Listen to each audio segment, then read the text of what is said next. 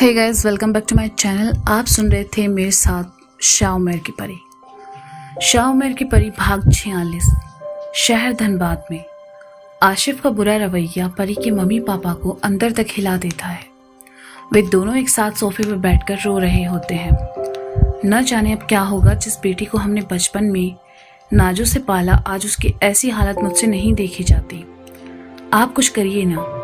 आपने देखा ना, उस बज्जात ने हमारी फूल सी बच्ची के हाथ तक जला दिए। उसे हमसे मिलने भी नहीं दिया। नादिया जी दहाड़े मारकर रोते हुए कहती है, मत रोइए परी की अम्मी। जिंदगी में कभी कभी ऐसे मामले आते हैं जो हमें अंदर से तोड़ देते हैं। मगर मैं आपको एक बात बता देता हूँ, हमारी बेटी बहुत बहादुर है, वो सब संभाल लेगी। आप उसके हक में बस दुआ करिए, देखिएगा अल्लाह जल्द से जल्द कोई रास्ता निकालेगा। हसन जी ने समझाते हुए कहा। परी को अंधेरे स्टोर रूम में बंद करके आशिफ अपनी बाइक लेकर घर से निकल जाता है। परी दरवाजा बार बार दस्तक देती है, मगर रफीक साहब अपने बेटे के डर से दरवाजा नहीं खोलते। स्टोर रूम में इतना ज्यादा अंधेरा होता है कि परी को कुछ भी दिखाई नहीं दे रहा होता। वो किसी तरह स्विच बोर्ड की तरफ बढ़ती है, सारे स्विच ऑन करती है, मगर बल्ब नहीं जलता। थक हार कर वो कमरे की दीवार से लगकर बैठकर रोने लगती है। अचानक उसे ख्याल आता है कि आशिफ ने बताया था कि आईना स्टोर रूम में ही रखा है। वो फौरन ही उठकर हाथ से टटोलते हुए आईने को ढूंढने लगती है। अंधेरे की वजह से उसके जले हुए हाथ में काफी चोटें लगती है, मगर वो दर्द को बर्दाश्त किए हुए आईने को ढूंढने में लगी रहती है। आखिर के कुछ देर बाद ही उसे कमरे के कोने में आईना मिल जाता है। वो उस पर हाथ से मारते हुए फिर से अमायरा और नफीसा को आवाज देने लगती है। काफी देर तक जब उसे कोई जवाब नहीं मिलता तो मायूस होकर आईने के पास बैठ जाती है। कुछ ही देर बाद आईने में धुंध हटती दिखाई देती है। परी जल्दी से अपने दुपट्टे से आंसू पोंछते हुए आईने के सामने खड़ी हो जाती है। धुंध के हटते ही परी के सामने एक अधेड़ उम्र की नूरानी शख्सियत वाले बुजुर्ग खड़े होते हैं, जो परी को हैरत से देख रहे होते हैं। जी बाबा, आप कौन? नफीसा और अमायरा ने कहा है कि उन्हें खुदा के वास्ते बुला दें, उन्हें कुछ बहुत जरूरी बातें बतानी है मुझे। परी ने जल्दी जल्दी में कहा। शांत हो जाओ बच्ची, पहले ये बताओ कि तुम नूरेन की पोते परी हो ना? शाह कौनेन ने पूछा। जी हाँ, आप और कौन हो? परी ने पूछा। मैं उमेर का दादा शाह कौनेन हूँ। परी, ये बताओ कि तुम इस तरह आईने पर अपने हाथों को क्यों मार रही थी? सब ठीक है ना? शाह कौनेन ने पूछा। दादाजी, उमेर को आशिफ ने एक बोतल में कैद कर लिया है और उसे आज़ाद करने के बदले मुझसे ज़बरदस्ती शादी कर ली। अब वो उमेर को आज़ाद नहीं कर रहा। कहता है कि अब उमेर के पास कुछ ही दिन बचे हैं और पल पल वह मर रहा है। परी ने कहा। बच्चे, आराम से मुझे सारी बातें बताओ, शुरू से, तभी मैं कोई रास्ता निकाल पाऊंगा। शाह कौनेन ने कहा तो परी ने शुरू से लेकर अब तक की सारी बातें उन्हें बता दी। तो ये उसी आलिम के खानदान से है जिसने आज से कुछ साल पहले दोनों दुनिया में तबाही मचाई थी। कोई बात नहीं, इसे भी हम देख लेंगे। फिलहाल तुम परेशान ना हो। सबसे पहले हमें उमेर को ढूंढना होगा और साथ में आशिफ के पास जो शैतान जिन है उसे सबसे पहले अपने कब्जे में करना होगा। बेटा, अगर मैं अभी इसी वक्त तुम्हारे घर आया तो उसे मेरे आने का पता चल जाएगा, इसलिए तुम्हें खुद ही किसी तरह पता करना होगा कि वो बोतल उसने कहाँ छुपा रखी है। शाह कौनेन ने कहा। मगर मैं कहाँ ढूंढूं? अब मुझे नहीं मिल रहा। सुबह से हर कमरे में ढूंढा मगर मुझे नहीं मिली। परी ने कहा। वहां तलाश कर जहां तूने नहीं ढूंढा है। कोई ना कोई कमरा तो उससे छूटा होगा। ध्यान से सोचो कि कहाँ तुमने नहीं ढूंढा। अगर मिल जाए तो फौरन ही मुझे लाकर दे देना, मैं यही हूँ। शाह कौनेन ने कहा। परी कुछ देर सोचती है और फिर कहती है, एक तो ये कमरा और दूसरा किचन में मैंने नहीं देखा, मगर यहाँ इतना अंधेरा है, कैसे ढूंढूंगी? परी, तुम ढूंढना शुरू करो। तुम जहां जहां तलाश करोगी वहां रोशनी खुद ब खुद हो जाएगी। शाह कौनेन ने कहा तो परी पूरे कमरे में तलाश शुरू कर देती है। शाह कौनेन आईने में ही खड़े उसकी राहनुमाई कर रहे होते हैं। तभी अचानक दरवाजा खुलने की आवाज होती है तो परी चुपचाप दीवार से लगकर बैठ जाती है। और शाह कौनैन आईने से गायब हो जाते हैं। आशिफ दरवाजा खोलता है तो उसे परी चुपचाप बैठी दिखती है। आशिफ उसका हाथ थामकर उसे कमरे में ले आता है। जरा देखो तो क्या हाल बना लिया है तुमने रो रो कर अपना। परी, तुम मेरे सामने उस उमेर का नाम मत लिया करो, मुझे अचानक गुस्सा आ जाता है। कितना जल गया हाथ तुम्हारा? आशिफ ने परी के हाथ पर दवा लगाते हुए कहा। पल पल तकलीफ देने से अच्छा है कि तुम मुझे एक बार में ही जान से मार दो आशिफ, सुकून मिलेगा तुम्हें, परी ने अपना हाथ छुड़ाते हुए कहा। ओफो, दवा लगाने दो परी, वरना जलने का दाग रह जाएगा। मैं चाहता हूं कि मेरा चांद बेदाग रहे। अब चलो, लाओ लगाने दो मुझे दवा। आशिफ ने दोबारा से परी के हाथ को पकड़ते हुए कहा। परी लाल आंखों से उसे घूरती रहती है। आशिफ बेटा, खाना वगैरह बनेगा या तुम लोगों के ड्रामे की वजह से मैं भूखे पेट सो जाऊं? शाम को चाय भी नसीब नहीं हुई थी, रफीक साहब ने कमरे के बाहर से आवाज लगाते हुए कहा। पापा, आपके नखरे कब से शुरू हो गए? पहले तो आप खुद ही बना लिया करते थे, फिर आज क्या दिक्कत है? आशिफ ने कमरे से ही जवाब दिया। ठीक है, खुद ही बनाकर खा लेता हूँ। वैसे भी अब ये घर कम जेल खाना ज्यादा लगता है। दम गुट्ठा है मेरा यहाँ।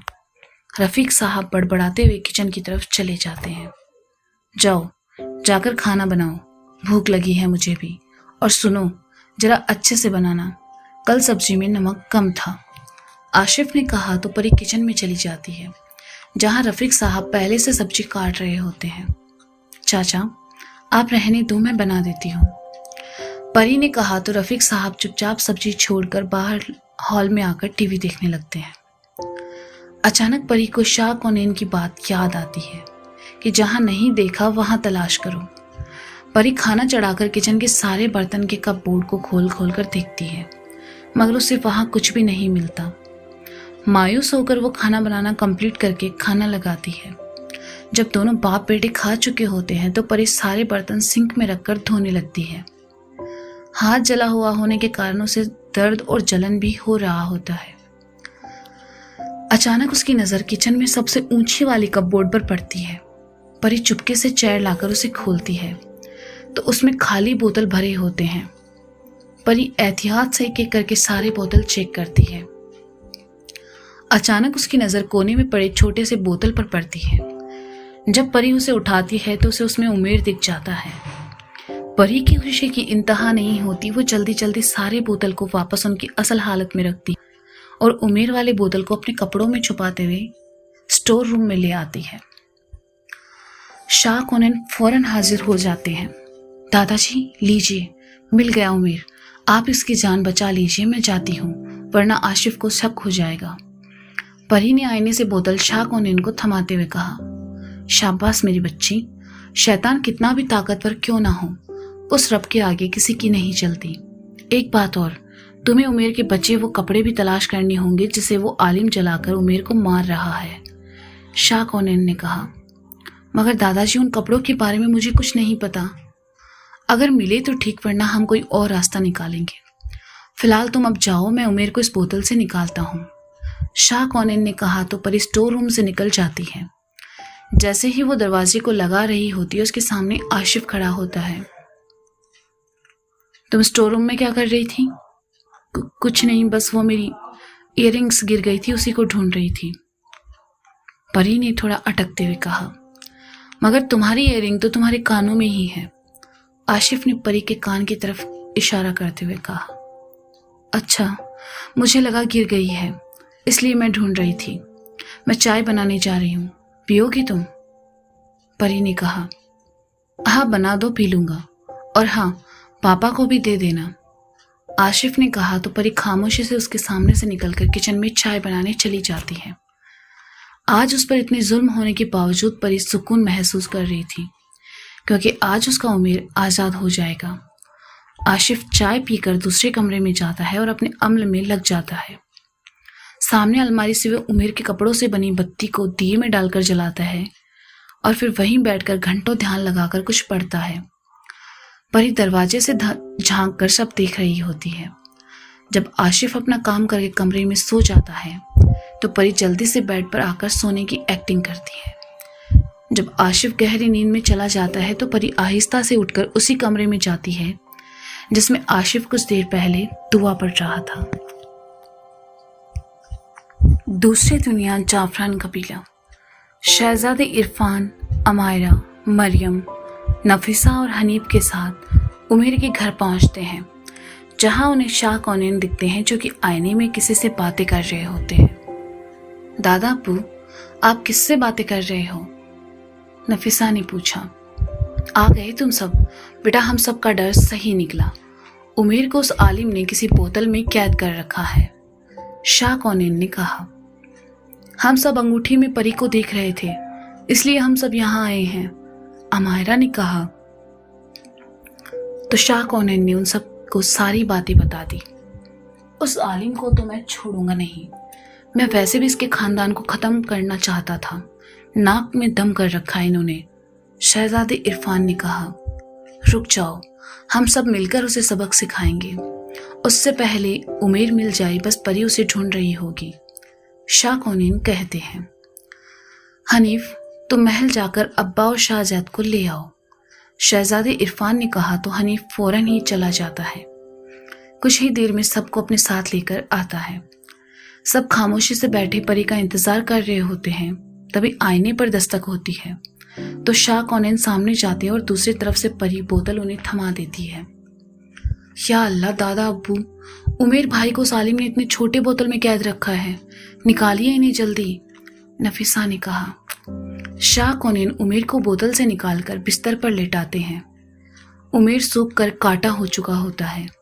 उसके सर और कपड़ों में खून लगे होते हैं। उसकी इस हालत पर उनकी दोनों बहनें रोने लगती है।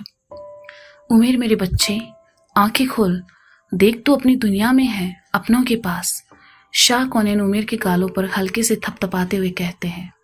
मगर उमेर कोई हरकत नहीं करता। वो बेजान सा अपने बिस्तर पर पड़ा रहता है। सभी लोग उसे घेरे हुए खड़े रहते हैं।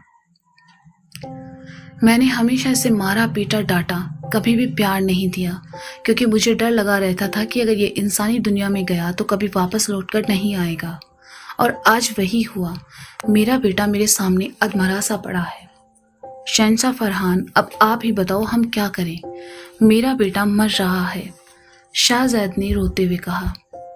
घबराओ नहीं शाहजैद, कुछ नहीं होगा उमेर को। वो आलिम अकेला है और हम तादाद में कई। जाओ जाकर उस पर हमले की तैयारी करवाओ, शहंशाह फरहान ने कहा। मगर अब्बा हुजूर, इस वक्त अचानक हमला करना सही रहेगा। उस आलिम के साथ उमेर की मोहब्बत परी भी है। अगर इन सब में उसे हो गया तो हम उमेर को क्या जवाब देंगे, शहजादे इरफान ने कहा। कुछ नहीं होगा उसे।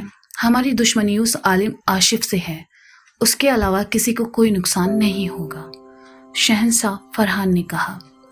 पहले करना क्या है आप लोग ये तो बताओ, शहजादे इरफान ने कहा।